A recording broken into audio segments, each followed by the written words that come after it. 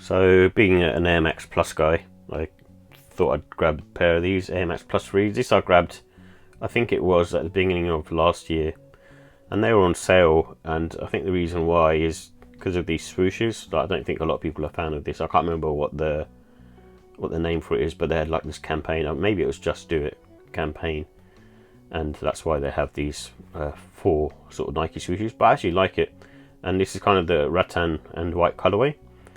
And I have a black pair now, but I also wanted a white pair to kind of wear during the summertime.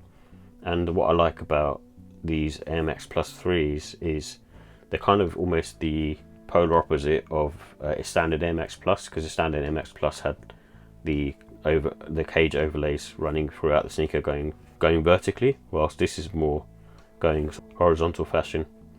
So the lines go across the sneaker instead, and it just gives it a cool look and very sort of similar, and at the same time very different. And I also like this heel counter at the back as well. It just probably there for like stability, but it just looks really cool and really nice on foot, especially when wearing it during the summertime. And yes, it is a busy, loud sneaker, and Air Max in general are kind of built like that. But they're very much a UK staple, so I really like these, and I'm a big fan of this silhouette in general, so it was a definite one to get.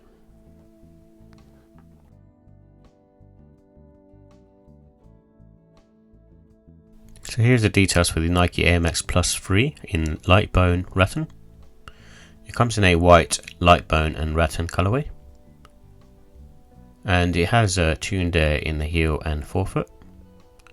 And it's made up of an EVA midsole, and it's predominantly made up of synthetic materials, and the price was £170.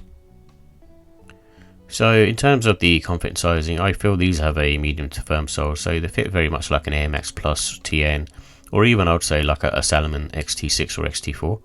And it's a nice sneaker, and but you're not going to get sort of super soft comfort. It's not like a Yeezy 350 or a Nike Invincible Run or a 1906R. It's on the firmer side, and you may prefer that.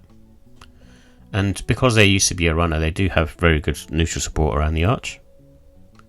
And with these, I'd say there's no wear in time because of the mesh upper. And you can go true to size, however I tend to go half size up because I have a wide foot and just prefer a little bit of extra space, because they do have a bit of padding in the inside. And again, similar to a trail shoe, these have really good traction, in my opinion, and it's pretty much good for all seasons.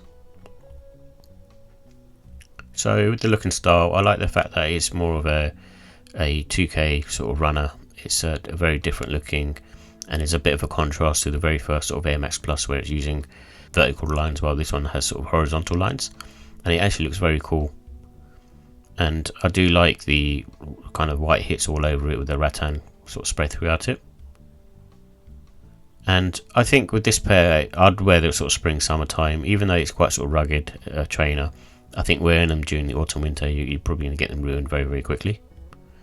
And casual wear is best for these because they could look like a busy sneaker, and they're very much a casual wear, which, you know, with like cargo or jogging bottoms. You can probably wear them with jeans as well, saying that. And I would sort of go with the white laces. You could also put in the like a rattan pair, or almost like a yellow pair to highlight their sort of TN hits. So final thoughts. I like the classic styling. It's very much an Air Max Plus 3 through and through.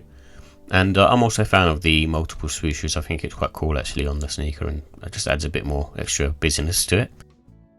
And the cons are the cost. I think with any sort of retro of this type, it's just way too high at £170. So with the look and style, I'll give it a 4 out of 5. It's not as nice as some of the other Air Max Plus 3s I've seen, and for that reason I give it a 4. Still a solid looking sneaker though. And the comfort, I'd give it a 4 as well. It's not premium comfort, but it's still very good. And the quality, I'll give that a 4 out of 5. It's using kind of mesh materials, but there's a lot of detailing on this sneaker, and there's not too much out of place. And the pricing, I'll give it a 4. It's just priced too high. I think around the sort of £140, £150 mark would be good. And overall, it's a solid sneaker, and I'll give it a 4 out of 5. I think it's one of the nicer Air Max Plus 3s to have been released, and the multiple swooshes on there, it makes it a bit different as well.